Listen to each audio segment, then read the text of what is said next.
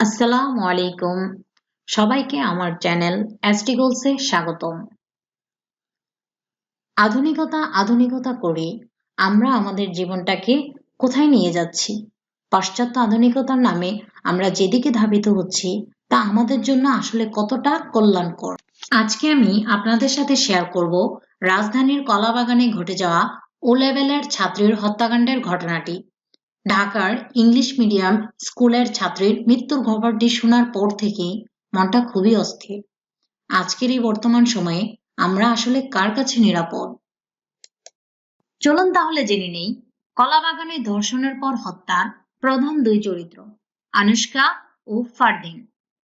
Police সূত্রে জানা যায়, আনুশকা নূর আমিনের বাসা ধানমন্ডির সেবারবাগে। সে ঢাকার মাস্টারমাইন্ড স্কুলের ও লেভেলের ছাত্রী। তার বাবার নাম আলামিন। অন্যদিকে এই হত্যাকাণ্ডের অভিযুক্ত আসামি ফারদিন ইফতেখার দিহান, সেও মাস্টারমাইন্ড স্কুলের ও লেভেলের ছাত্র। বিভিন্ন তথ্যসূত্রে জানা যাচ্ছে যে ফারদিন ও আনুশকার পূর্ব পরিচয় ছিল। তারা অনেক আগ থেকে একজন অন্যজনকে চিনত। গত ৭ জানুয়ারি ২০২১ বেলা ১২টায় সে বাসা থেকে স্বইচ্ছায় বের হয় এবং রাজধানীর কলাবাগানের ডলফিন মোড়ে দিহান ও তার ৩ বন্ধুর সাথে দেখা করে।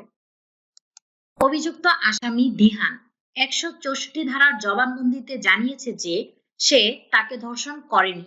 তাদের দুজনের সম্মতিক্রমে তাদের মধ্যে শারীরিক সম্পর্ক হয় এবং অতিরিক্ত রক্তপাতের কারণে আনুশকা অজ্ঞান হয়ে যায় এবং দিহান তাকে হাসপাতালে নিয়ে যায় এবং সেখানে আনুশকার মৃত্যু হয়।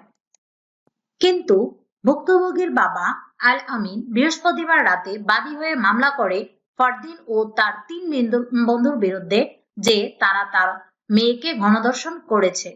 পরে পুলিশ দিহান ও তার ৩ বন্ধুকে শিশু ও নারী নির্যাতন আইনে আটক করে এবং পরে দিহানকে রেখে বাকি ৩ বন্ধুকে ছেড়ে দেন।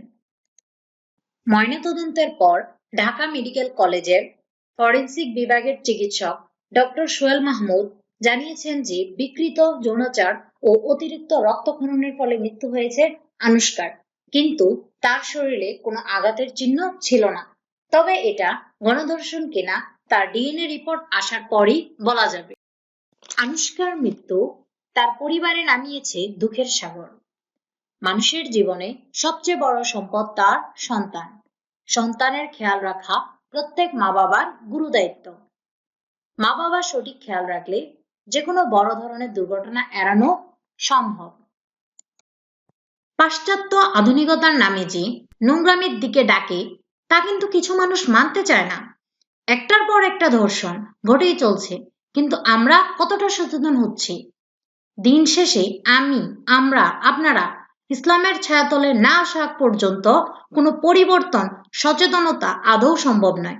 মা বোনদেরকে আবারও বলছি, মনে রাখবেন, পরিবারের বাইরে কোনো পুরুষই আপনার সঙ্গী নয়, বন্ধু নয়, সাথী নয়। নিজের সম্পদ ও সম্মান দুটোই রক্ষা করার দায়িত্ব আপনার নিজের। সবাইকে অনেক ধন্যবাদ আমার ভিডিওটি শেষ পর্যন্ত দেখার জন্য। যদি আমার ভিডিওটি ভালো লাগে তাহলে একটা লাইক দিবেন এবং আমার চ্যানেলটি সাবস্ক্রাইব করবেন, যেন আমি এরকম আরো নতুন নতুন ভিডিও তৈরি করার জন্য উৎসাহ পাই। সবাই ভালো থাকবেন। আসসালামু আলাইকুম।